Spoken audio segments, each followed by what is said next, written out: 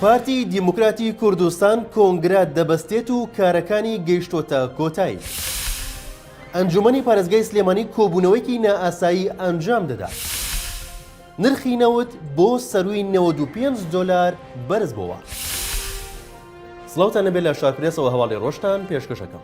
سەرکردایەتێکی پارتی دیموکراتی کوردستان کۆتایی هاتنی کارەکانی بەر لە ئەنجامدانی کۆنگرەی چواردەی پارتی دیموکراتی کوردستان ئاشکرا دەکات و ڕاشی دەگەێنێت ئەنجامدانی کۆنگرەی پارتی لەسەر دوو بۆچوون وەستاوە.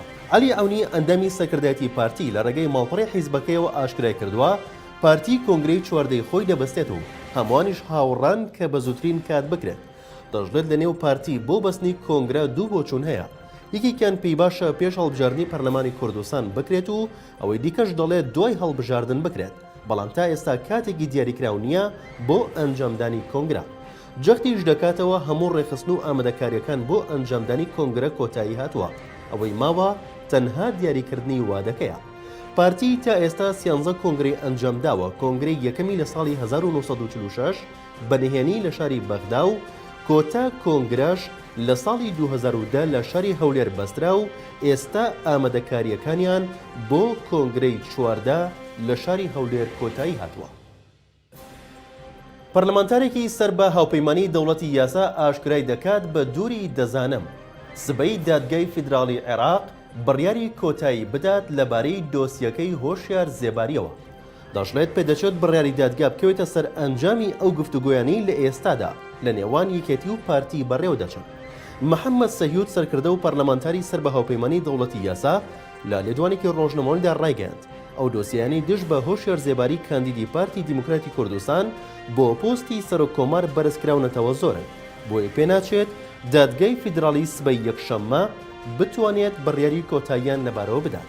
دەژڵێت ئەگەر پارتی لەو ماوەی دووبارە دەرگای خۆپاڵاوتن کراوەتەوە کاندیدی جێگرەوەی هۆشیار زێباری پێشکەشکات، ئەوە مانای وایە سوورە لەسەر بەدەستهێنانی پۆستی سەرۆکۆمار.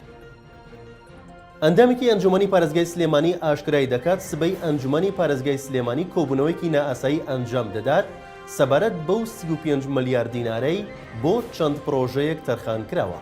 کاسرۆ ماروف ئەندامی ئەنجومەنی پارێزگای سلێمانی بە شەرپرێسی ڕاگەیاند سبەی ئەنجومەنی پارێزگا کۆبوونەوەیەکی نائاسایی بەڕێوە دەبات تایبەت بە جێبەجێکردنی چەند پرۆژەیەک بە بڕی 35 ملیار دینار. باوتەی ئەندامەکەی ئەنجومەنی پارێزگای سلێمانی لە کۆبوونەوەکەی سبەی یەکشەمەدا. ئەنجومەنی پارێزگای سلێمانی دەنگ لەسەر جێبەجێکردنی ژمارەیەک پرۆژەی تر لە سنووری ئیدارەکانی ڕاپەڕین و گەرمیان و قەزاکان دەدات لە بودجەی پەرەپێدانی پارێزگاکان بۆ ساڵی 2022. کۆبوونەوەی ئەنجومەنی پارێزگای سلێمانی لە کاتێکدایە میران کامیل و تەبێژی لقی سلێمانی یەکێتی بەڵێندەرانی کوردستان ئاشکرای کرد لە سنووری پارێزگای سلێمانی نزیکەی 1000 پرۆژە ڕاگیراوە. لە شاری سلێمانی جارێکی دیکە نرخی بنزین بەرز بووە و سەرۆکی لیژنەی سوتەمەنی لە ئەنجومەنی پارێزگای سلێمانیش دەڵێت کەس گوێمان لێ ناکرێت. ئەمڕۆ کەریم عەلی سەرۆکی لیژنەی سوتەمەنی لە ئەنجومەنی پارێزگای سلێمانی ڕایگەیاند هۆکارەکانی بەرزبوونەوەی نرخی بنزین زۆرن، لەوانە باج قۆرەخکاری کۆمپانیەکان و هەبوونی دەستی سیاسیەکان لە بازرگانیەکەدا. بۆچی تۆنێک غاز هەناردە دەکەن 12 دلار وەردەگرن بەڵام تۆنێک بنزین هاوردە دەکرێت 120 دلار گومرگی هەیە. بنزینی نورمال لە ئێستادا لە شاری سلێمانی پێشتر نرخی بە 850 دینار بوو، بەڵام ئەمڕۆ شەممە بەرز بۆتەوە بۆ 875 دینار. هەروەها لیتری محەسەن 975 دینار و سۆپەریش 1050 دینارە. سەرۆکی لیژنەی سوتەمەنی لە ئەنجومەنی پارێزگای سلێمانی ئاماژەی بەوەش کردووە نرخی بنزین زیاتریش بەرز دەبێتەوە. سەرلەبەیانی ئەمڕۆ نرخی نەوت لە بازاڕەکانی جیهاندا بۆ سەروی 95 دلار بەرز بوو و نرخی بەرمیلێک نەوتی برند گەیشتە 95 دلار و 5 سنت. نرخی نەوت لە بازاڕەکانی جیهاندا بەردەوامە لە بەرزبوونەوە. ئێوارەی دوێنێ نرخی بەرمیلێک نەوتی برند گەیشتە 95 دلار و پێشبینیش دەکرێت نرخەکەی 100 دلار تێپەڕێنێت. ئەم بەرزبوونەوەی نەوت هاوکاتە لەگەڵ دەستپێکردنی قەیرانی ئۆکرانیا و هێرشەکانی ڕووسیا بۆ سەر ئەو وڵاتە کە بۆتەی شارەزایانی بواری ئابووری کاریگەری ڕاستەوخۆی کردوتە سەر بەهای نەوت. بۆ پێی ئۆکرانیا ڕێڕەوی گواستنەوەی نەوت و گازی سروشتی ڕووسیا و چەند وڵاتێکی دیکەیە بۆ وڵاتانی ئەوروپا.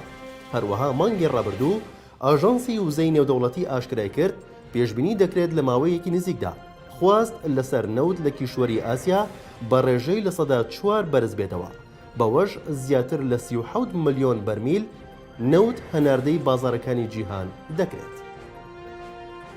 لە شارپرێسەوە هەواڵی ڕۆژتان پێشکەشکرا. شاد و بەختەوە.